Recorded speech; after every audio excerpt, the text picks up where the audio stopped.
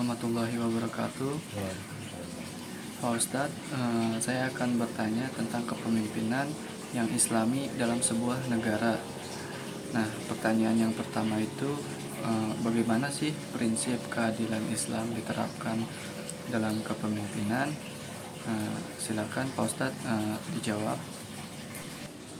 Assalamualaikum warahmatullahi wabarakatuh. Baik, insya Allah saya jawab. Prinsip dalam Islam yang pertama kita bangun adalah tauhid. Karena itu dasar dari nilai Islam itu sendiri, agar tidak terpecah belah antar agama.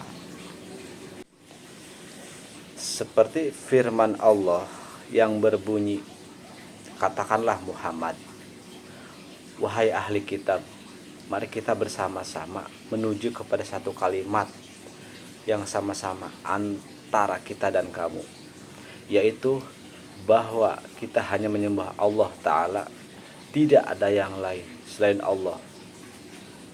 Jika mereka berpaling, sampaikanlah, saksikanlah bahwa kami adalah orang-orang yang muslim. Bagaimana prinsip keadilan dalam diterapkan kepemimpinan? 1. Adil dalam distribusi sumber daya.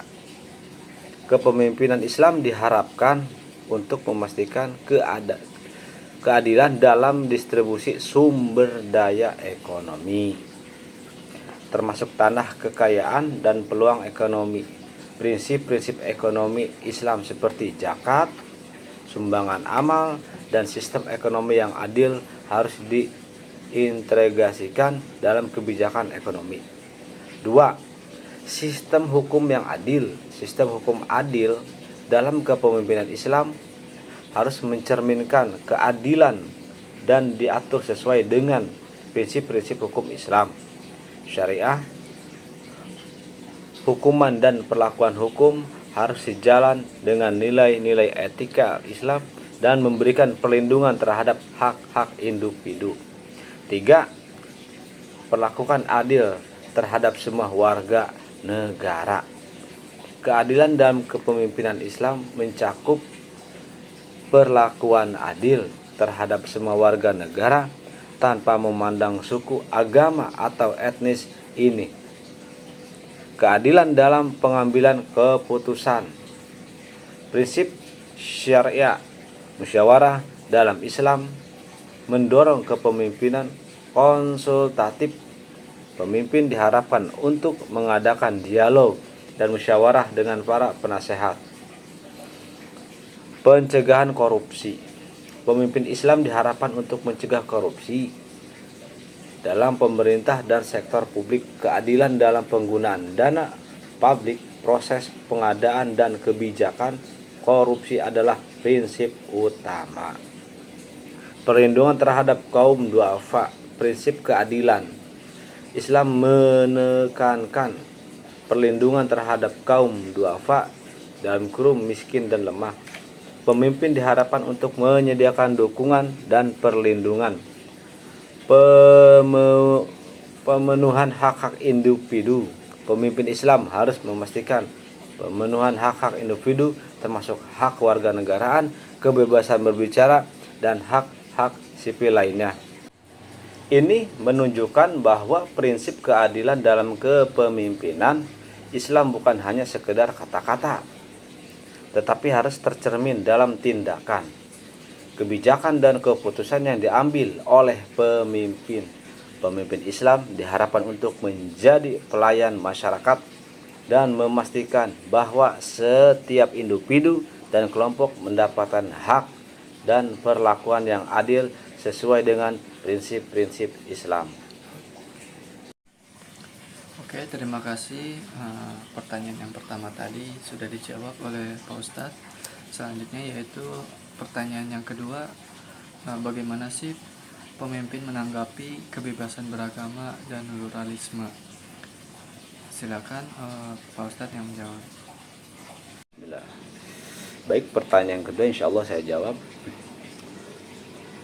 Sebagai pemimpin, kita harus bijak dan adil karena kita masuk di negara Indonesia yang ada undang-undang beragama tanpa paksa.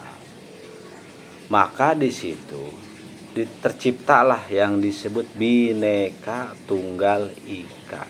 Berbeda-beda tapi satu tujuan.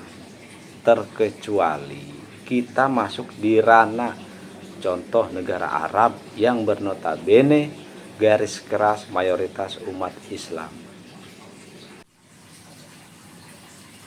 Oke, terima kasih kepada Pak Ustadz yang telah menjawab pertanyaan kedua. Selanjutnya yaitu saya akan bertanya pertanyaan yang ketiga, yaitu bagaimana konsep kepemimpinan adil dan berkualitas. Silakan kepada Pak Ustadz dijawab. Baik, konsep pemimpin yang adil dan berkualitas kita bisa contoh Kanjeng Nabi Muhammad Sallallahu Alaihi Wasallam, Nabi kita. Nabi kita yang mempunyai sifat sidik, amanah, tabligh, dan fatonah. Dari keempat sifat ini perlu kita ambil untuk menjadikan konsep kepemimpinan yang adil dan berkualitas. Karena didasari dengan 4 sifat ini, insya Allah bisa. Oke, terima kasih. Pertanyaan yang ketiga sudah dijawab. Selanjutnya yaitu pertanyaan yang keempat, bagaimana pemimpin menanggapi tantangan kontemporer dengan prinsip-prinsip Islam. Contohnya sekarang lagi zaman-zamannya politik. Nah, silakan dijawab kepada Pak Ustadz. Bismillahirrahmanirrahim. Seorang pemimpin harus bisa tegas dan bijak ketika masuk di era masa politik. Contoh, ketika berpolitik hanya untuk mementingkan diri sendiri, bukan mementingkan agamanya atau negaranya. Pemimpin harus bertindak sesuai dengan peraturan yang sudah disepakati agar semakin terciptanya kemajuan bangsa dan negara. Dan kedepannya bangsa ini menjadi bangsa yang berdaulat dan bermartabat, dihormati di negara lain dan disegani. Oke, terima kasih kepada Pak Ustadz yang telah menjawab semua pertanyaan terkait tentang kepemimpinan yang islami dalam sebuah negara.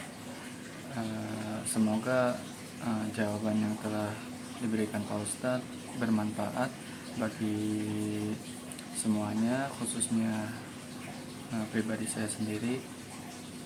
Sekian dari saya, selebihnya mohon maaf dan terima kasih.